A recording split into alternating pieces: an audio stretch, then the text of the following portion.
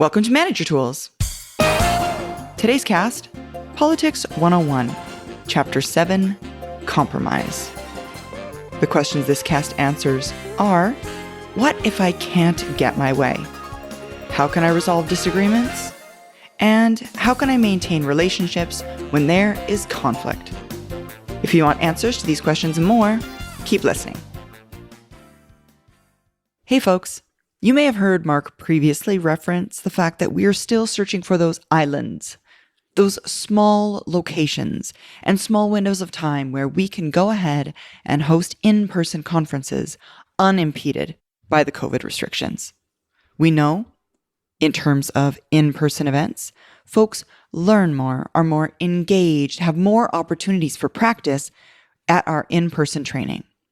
So, if you're an individual, go ahead and look on our website, manager-tools.com/training for opportunities to attend a conference near you. Or if you're an organization and you live somewhere where you can get away with going ahead and hosting an in-person event safely, we'd love to come on site to your organization.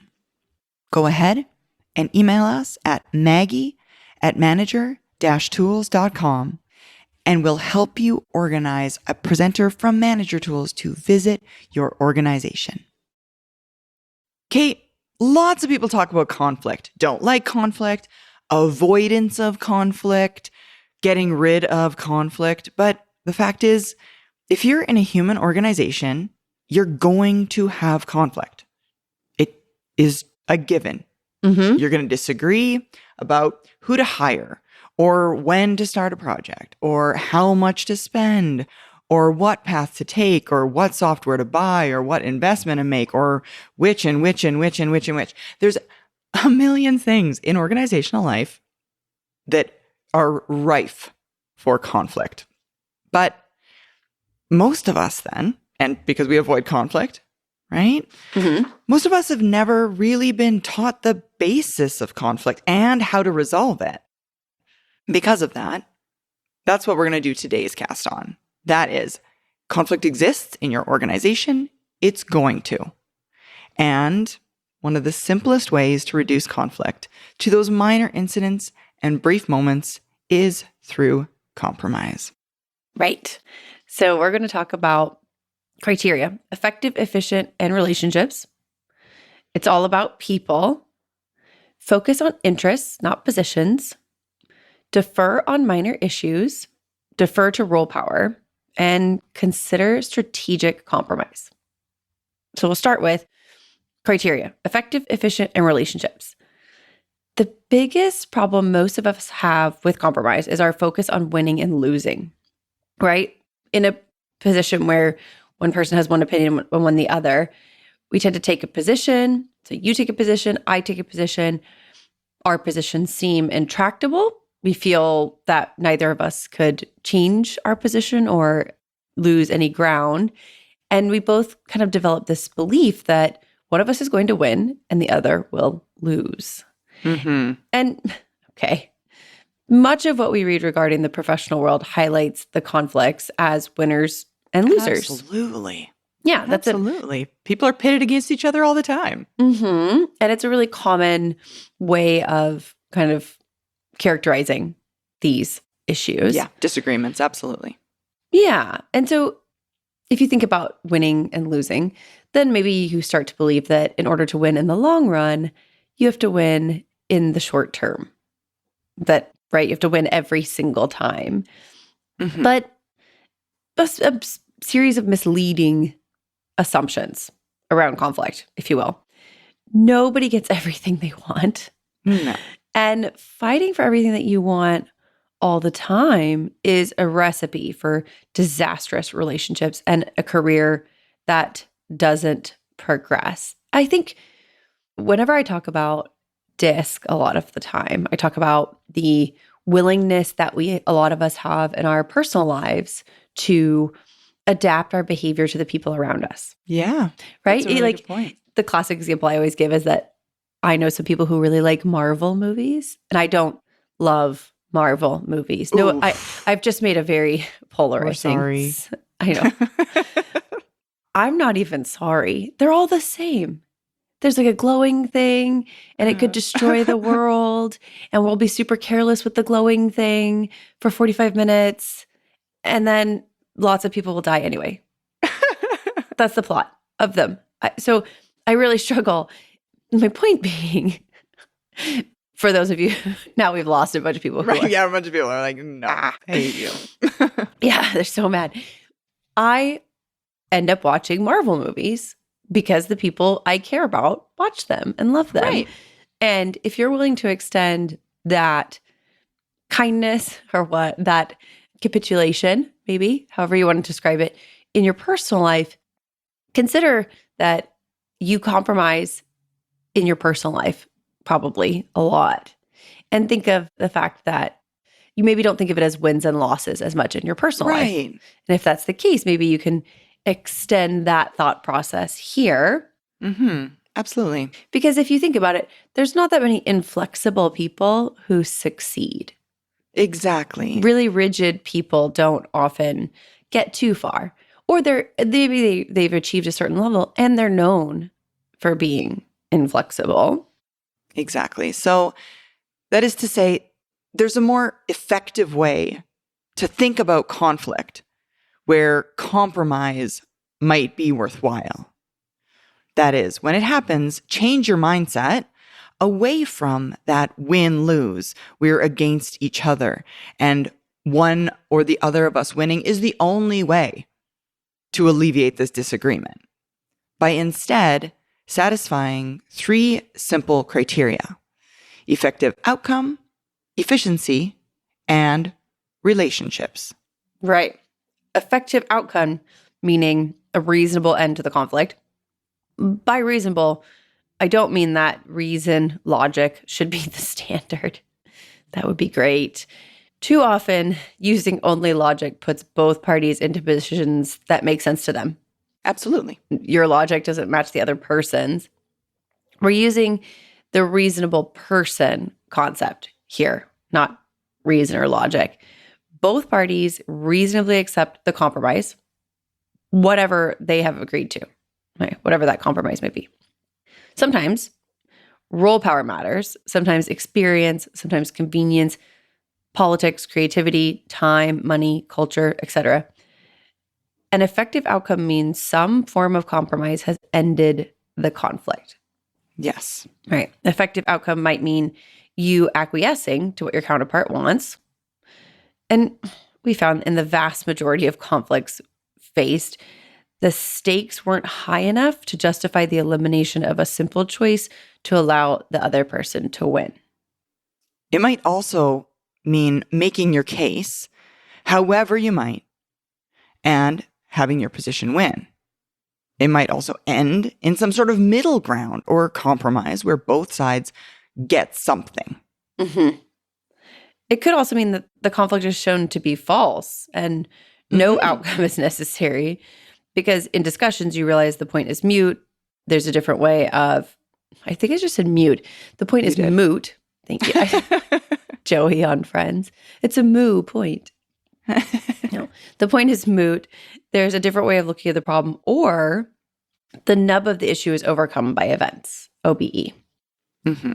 Exactly. Now, before we move on to then the second criterion of efficiency, let us also say that there are some scenarios where you do not believe your approach or position is negotiable, right? You believe your position. In many cases, many of us feel as though it's unchangeable, right? Nothing about this situation or what is happening right now is going to change. I will and always will believe this thing is X. But in our experience, virtually no conflicts fall into this category, despite often having the feeling that you have no other choice. Mm-hmm. Just because you feel strongly about something does not mean it's not something you're able to compromise on. Not all strong feelings necessitate or even suggest that one should be uncompromising. The best example, the best way to think about this concept is think about, okay, if whether or not this decision is so important, so pivotal, that we would be willing to lose our job over this disagreement. Yeah. If not, it may be more worthwhile to compromise. How often, and I would suggest not very, are we in a position where we are making a point that is so important that if we do not win this agreement, or this disagreement, my apologies, we will leave our job? If you're in that position often in the role that you're in, perhaps you should leave your job. Right. This virtually happens never. Hopefully. We're disagreeing about things, positions, what have you, but yeah. those disagreements aren't ones whereby it is so important that our choice be chosen that anything other than that means we leave our jobs. What that then means, and this is hard for someone to learn or to process, is the vast majority of times that most of us perceive a conflict, it is absolutely amenable to compromise. Right. If you're in a position where you genuinely feel that you might have to leave your job based on this conflict, then guess what? You can leave your job. And hopefully that's not happening in the role that you're in very often, because that would be... Exactly. Yeah, that's not good. Right. It's happening virtually never. Yeah. So just because then you feel strongly about something doesn't mean you ought not be willing to compromise. Which is a very common error of young professionals, and something then for us as managers that is worthy of feedback or teaching or helping those younger professionals realize, yeah, not everything is a hill to die on. Right. Not everything is worth burning all the things around you to the ground to win. It's just not. Right. It's absolutely not. I can imagine someone, I mean, I think I felt like this a lot early in my career. Like, oh no, these are the lines. And you learn, I think, with time that there are very few things that can't be adjusted, can't be compromised. And that's a good thing to be able to do that. It takes some time, maybe, and that's okay. And listen, if you're a manager and you have young professionals on your team, you can shorten that time frame of them learning that by helping them with teaching, with feedback. All right. After effective outcome, right? Efficiency is usually the first casualty in conflicts and compromise. We're working on some project and there's a conflict. And now both parties, and usually more parties, become focused on the conflict. This can be so detrimental to the project. It's a deadly myopia. The professional clock is always ticking, y'all. While the conflict persists, other work is delayed, the project gets delayed, we lose time, we miss deadlines, we're wasting minutes that could be used on effective work. For want of a nail, the battle is lost. But if we were to take a different approach and to look at the conflict differently, we could approach it with efficiency, speed, as one of our core tenets to be satisfied. And then we can start considering different ways of winning. This is the very first idea that should pop into your mind, which is time spent resolving this conflict important enough to delay the overall effort? Is the week it's going to take for us to work this out important enough for us to pause? In many cases, it's not, and it's far simpler, far better, far more powerful for the project to acquiesce, to find a solution. Absolutely. The point of efficiency as a criterion is that time, tide, and formation wait for no man. If efficiency is not a factor, any stubborn person can simply refuse to compromise, and then the entire organization. Absolutely. Everything grinds to a halt. Sure. Let's just Tied everything up in conflicts. Yeah. I mean, right. That's what that's the phrase, right? Tying everything up in court. That's what that is. Like, I refuse. And so things stall out, and then the work suffers.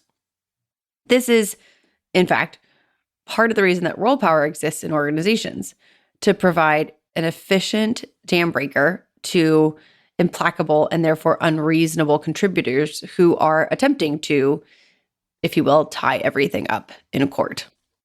Absolutely.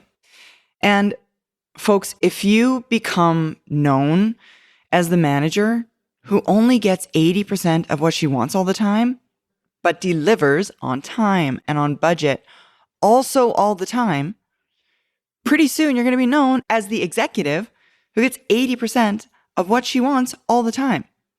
Yeah.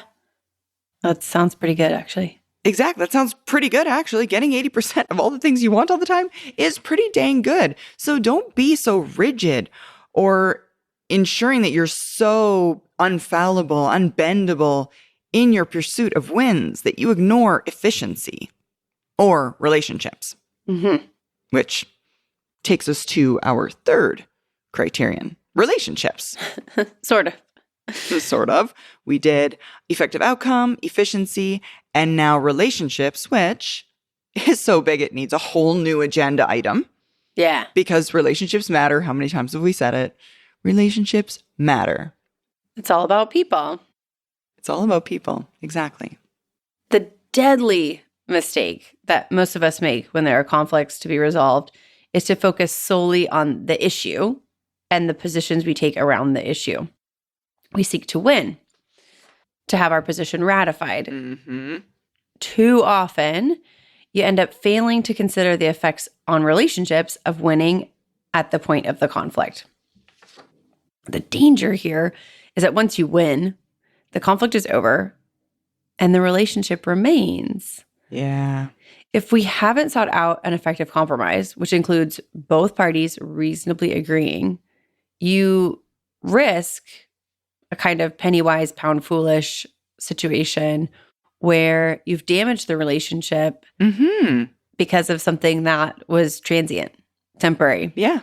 And now all you're left with is a lousy relationship. Yeah. Yeah. Excessive desire for winning is such a dangerous habit that it is the first of the 20 most likely, I guess, negatives of executive success or derailers of executive success in Goldsmith's wonderful book for managers, What Got You Here Won't Get You There.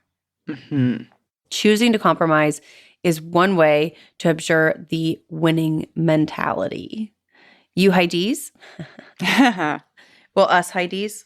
Yeah, us high Ds. Me high D. Yeah, us high Ds. We're talking to you.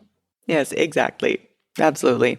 And in this case, we want you to remember our previous guidance, if you're familiar with our previous cast, the pinch crunch model. All relationships suffer pinches from time to time. That is disagreements, conflicts, minor issues, pinches. They happen to all of us. They're totally normal. They're completely to be expected. And these are usually chances for compromise. If pinches are not addressed with apologies or discussions or compromises or us meeting eye to eye at the end of all this, and instead they're left untreated, they can actually turn into crunches. And crunches are what sever relationships. And they can occur even on small matters, little things, when they're preceded by a string of unresolved pinches. And compromise is a really powerful tool for effective managers to address pinches in all of our relationships. So one way to alleviate that is to compromise, because it's really all about people. And the people will be there long after this project has ended, long after this initiative has passed, after this meeting is over. We'll still have to work with that person. Exactly. Probably. I guess depending on what you're doing there. So focus on interests, not position. Most conflicts present themselves as two or more different positions. The classic example is that of bartering on price. I want to pay $50 and you want to sell something for $100. our prices are our positions. Sometimes you can reach agreement where a purchase occurs. Perhaps both sides thought they won, but also perhaps at the expense of the relationship. Instead of focusing, though, on what the other party's position is in a conflict, Mm-hmm. you could try to determine what their interests are. Interests are, as the wonderful book on negotiation, Getting to Yes, says, interests are what motivates people. They're the silent movers behind the hubbub of position, right? How did that person get to that position? What is it that motivates them to be at that position? The easiest way to get to interests behind a position are to make a list of yours and ask why about the position of your counterpart. What are you trying to achieve here? What is driving this point that you're making? Is there a way we can satisfy the why of what you're doing and perhaps change the what of what you're doing? This is particularly an important point for managers in conflict with our directs. Our perspective tends to be much broader than our directs. We may have more budget than they realize, even though they have to justify all costs, something like that. We may be able to grant more time in another area that they're worried about. Mm-hmm. We may be able to offer them assistance they can't avail themselves of. Mm-hmm. We may know more about the breadth and scope of the issue or project than their role allows them. So just our understanding of the situation is bigger, broader, Right. just like The our budgets concerns could they're be. concerned about aren't really concerns. Yeah. Absolutely. Mark has found himself as a manager and leader constantly saying, so if I could get you this thing over here, we could get to agreement on that over there. And after years of doing this, he's still a little surprised when a compromise is quickly reached, the relationship stays strong, and progress can begin again. Mm-hmm. Absolutely. So choose to compromise. Folks, it's a political strength, and politics are just relationship effects, right? Ensuring those relationships are strong through compromise, and us as managers helping our directs realize that compromise can and should be achieved more often than maybe they think it should be. Mm-hmm. Hey, folks, if you're in the Cupertino area and you're interested in attending an in-person conference event, we will be there February 1st and 2nd, hosting our Effective Manager and Effective Communicator conferences, respectively. There's plenty of room in the conference, and we've arranged with the hotel to have a large room so that we can easily socially distance while meeting all of the restrictions and go ahead with an in-person conference event. So, February 1st and 2nd, we'd love to see your smiling faces in Cupertino. We hope to see you there. Next up then, we're going to talk about defer on minor issues. We mentioned the excessive desire for winning earlier as a corrosive force among managers and executives. A simple way to practice compromise is to assess the relative importance of the conflict or negotiation you're facing.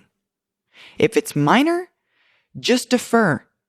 Mm-hmm. Essentially, allow the other side to win. Right? Just say, it's fine. Or, yeah, we'll do it your way. Or, sure, that'll work. Before you came along, nothing in the world was done your way. It wasn't. And when you're gone, your way is going to be done less and less and less and less as the years go by. Do you really need it to be done your way now? In small things, you probably don't. And neither does your organization. Mm-hmm. And ask yourself, have they really won if you've conceded? Right. If it's about winning for you. Yeah, if that's your thing. If that's your thing, then you're still in control. Yeah. You're still in control of this outcome if you compromise. Mm-hmm. For a lot of people, it's not so much about winning. It's not about winning that matters, really. It's having someone else lose. Which, yeah. ouch. It's a sign of immaturity, and it's fairly common. Who cares if you're thought to lose if that's not the game you're playing? Yeah, Okay. exactly. The game you're playing is about progress and efficiency and relationships. You get all of those easily when you defer on small things. Yeah. And life goes on with less conflict. Yeah. One less thing to worry about. Yeah. You don't have to get wrapped around the axle about every decision. Just let some things happen. If you think back to that manager who gets what she wants 80% of the time, and then you also think, if sometimes you say, yeah, sure, we'll do it that way, then you also come across as easygoing. Yeah, absolutely. Easy to work with. Right. So 80% and easygoing, that sounds pretty good. That sounds pretty good. Me. Mm-hmm. There's one other place where you should defer that's like probably pretty clear, although I think maybe for some younger professionals, not always so much. Mm-hmm. Absolutely. But we recommend you defer to role power. Mm-hmm. Another simple way to compromise is to defer to your boss when there's a conflict. The chances that she's wrong are pretty small. And if it's something that's truly important to you, we'd say make your case and search for an effective outcome that's efficient and maintains your oh so important relationship with your boss. Mm-hmm.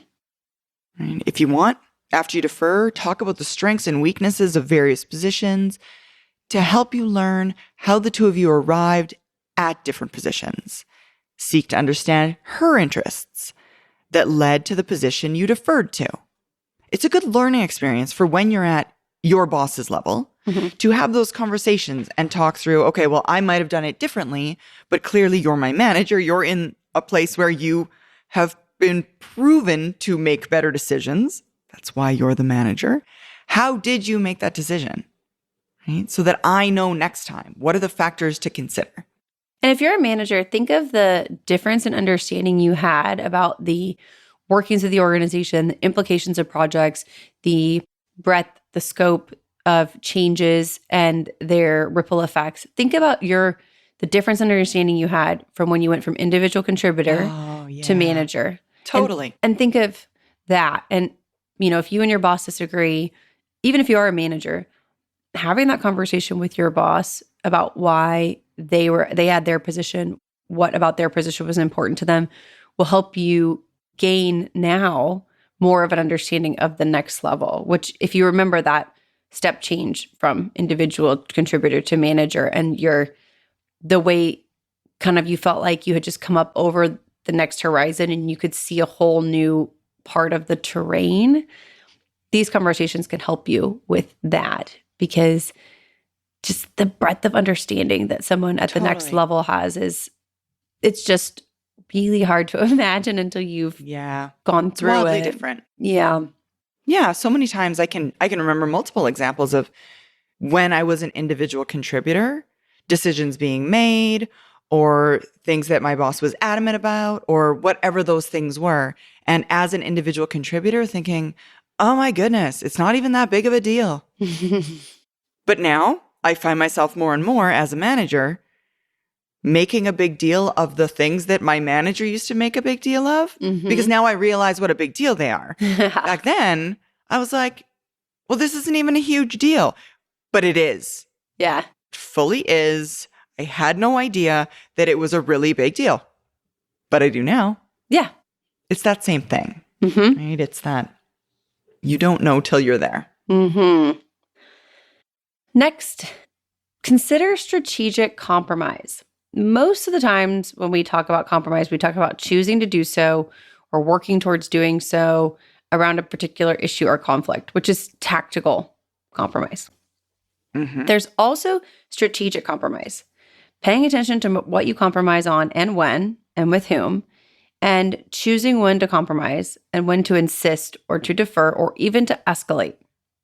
If you haven't compromised in a while with a particular person, make a point to defer or acquiesce to them soon.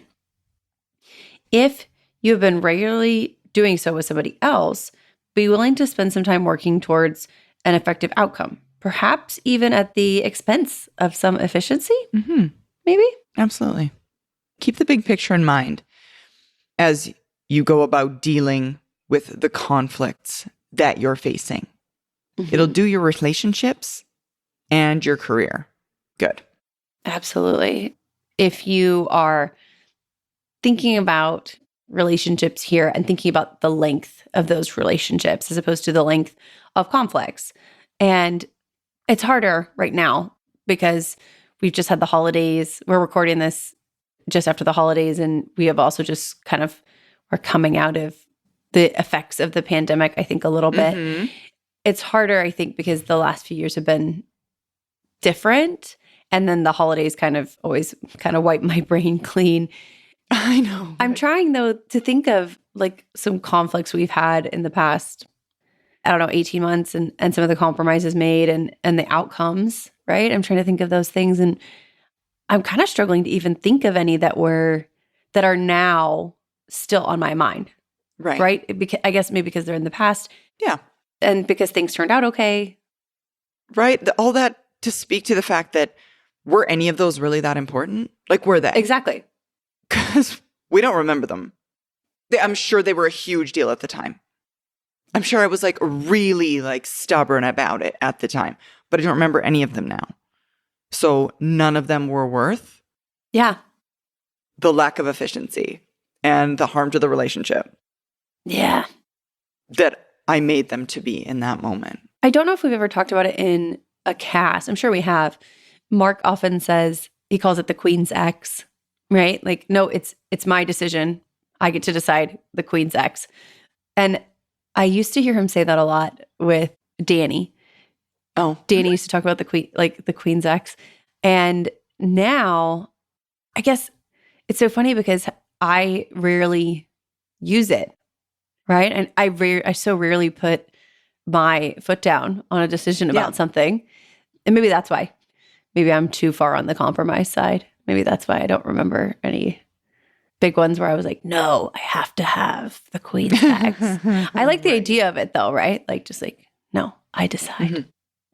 But what I do know is I don't remember those conflicts. I don't remember Right. the compromises. I do, though, still work with the same team who was here when those things happened. And the strength of our relationships is way more important to me than getting my way. Yeah, absolutely. So to summarize, we'll quote Winston Churchill, "Those who never change their minds never change anything." If you're going to succeed in an organization, you're going to compromise a lot.